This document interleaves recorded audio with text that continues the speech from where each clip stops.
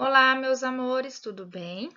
Nós vamos dar início à nossa videoaula de hoje, que será de geografia, e nós vamos falar um pouquinho sobre onde vivem os animais, como são construídas as moradias dos animais. Vamos lá? A moradia dos animais normalmente é chamada de abrigo. Os abrigos mantêm os animais em segurança e os protegem das mudanças no tempo. Protege da chuva, do sol, do frio. Também protege dos predadores e outros perigos. Algumas espécies, como raposas, topeiras e suricatos, fazem tocas no chão. É interessante observar como as características de cada grupo de animais influenciam no modo de construir suas casas. Vamos lá? Vejam só. A moradia das aves. A casa das aves são os ninhos, afinal, elas não precisam armazenar alimentos e vivem livres na natureza. Eles servem basicamente para botar os ovos, chocar e alimentar os filhotes. Há os ninhos maiores, como os das cegonhas, olhem a imagem, e os menores, como os dos beija-flor, que faz um ninho com grama, folhas, flores e musgos. Apesar de bem pequenos, são resistentes, pois são feitos com fios de teia de aranha. Continuando sobre moradia das aves. Outro pássaro que entende bem da construção de ninho é o João de Barro. Como o nome já diz, ele constrói o ninho com barro e tem formato de um forno. Para fazer uma construção perfeita, o casal trabalha 18 dias para preparar o ninho. Então, olha como eles se dedicam para construir o seu ninho. Moradia dos répteis.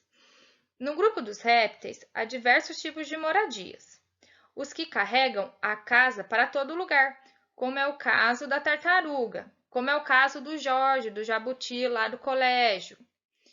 Os que vivem em buracos subterrâneos, como algumas espécies de lagartos e serpentes, e também os que vivem em árvores, como os camaleões. Moradia dos mamíferos. O que é mamíferos? Animais que mamam, né? Que consomem leite. O grupo dos mamíferos também não fica para trás no que se refere à habitação. Podemos encontrar desde os muito pequenos, como o rato, que vivem nas frestas das paredes ou em depósito onde podem ficar escondidos, e até as baleias, que vivem no mar. Elas vivem livres no mar. Continuando o assunto sobre moradia dos mamíferos. Deste grupo também fazem parte 3 animais que vale a pena conhecer suas moradias. O tatu, observe a imagem do tatu. O tatu, ele vive embaixo da terra e constrói túneis profundos, e para isso procuram áreas com terra mole no meio da floresta. A topeira, que também constrói sua casa embaixo da terra, mas formam galerias em profundidades diversas para facilitar a sua locomoção. O castor ele vive perto de rios e lagos. Ele está sempre roendo árvores e com os galhos que caem, acaba formando diques, que funcionam como uma barragem para diminuir o fluxo de água. Com isso, as águas ficam mais tranquilas e tornam-se um local perfeito para a construção de sua casa. Olha a casa do castor, essa primeira imagem aí em cima. Ele consegue se locomover tanto na água quanto na terra.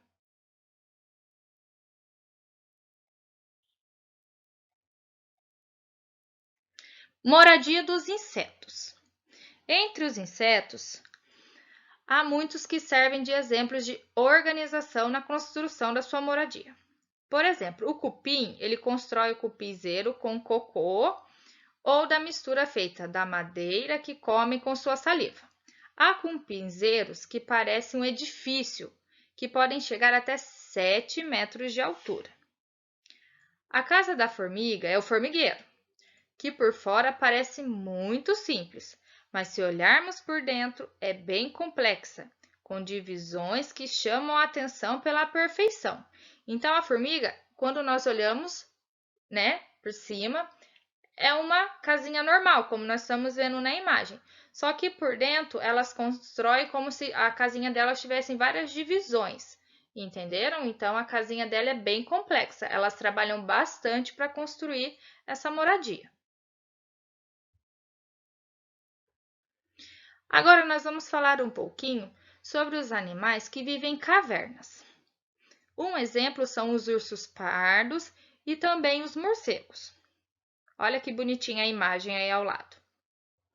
Os animais que vivem em cavernas podem talvez passar a vida inteira lá dentro, ou sair dependendo da época do ano ou momento do dia. Pode sair para se alimentar, para dar um passeio, mas assim, eles têm o tempo certo para que eles possam sair da caverna. Por que escolhem esses lugares? Basicamente porque eles lhes oferecem condições ambientais, temperatura e umidade estáveis. Lhes protegem de predadores, lhes permitem dormir, né, que é o caso do ursinho e do morcego, e descansar sem problemas. Eles ficam bem seguros dentro da caverna. Galerinha, atividades e tarefa. Na apostila, na página 245, tem um pequeno texto falando sobre o abrigo dos animais. Vocês realizem a leitura com atenção. Depois tem um exercício. Nesse exercício, vocês deverão ligar os animais à sua correspondente moradia. Aonde mora o pássaro, o cachorro, o macaco e o peixe. Vocês deverão ligar cada animal à sua moradia. Terminou de realizar essa atividade? Tem uma atividade que está escrito assim, relembrando. O que quer dizer isso? Vocês vão lembrar algo que vocês já estudaram. O que será? Vocês vão relembrar os tipos de moradias. Vocês vão escrever no caderno os tipos de moradias existentes. Vocês sabem, né? É só lembrar e também pode pesquisar na apostila. Depois de fazer isso, vocês irão realizar uma tarefa. Na tarefa, eu pedi para vocês fazerem uma pesquisa sobre como são construídas as moradias da aranha e da abelha. Vocês vão pesquisar, vão escrever um pequeno texto no caderno de vocês. Lembrando, a atividade no caderno tem que ter a rotina, Colégio Domus, dia da semana, a data e também pode colocar, né, inserir como está o dia. Hoje o dia está chuvoso ou hoje o dia está ensolarado. Também fica legal, a nossa rotina fica completa. Terminou de realizar a pesquisa, escreveu o textinho no caderno, vocês irão fazer uma ilustração desta pesquisa. Vai desenhar a casa da aranha e a casa da abelha. Ah, professora, eu não sei desenhar.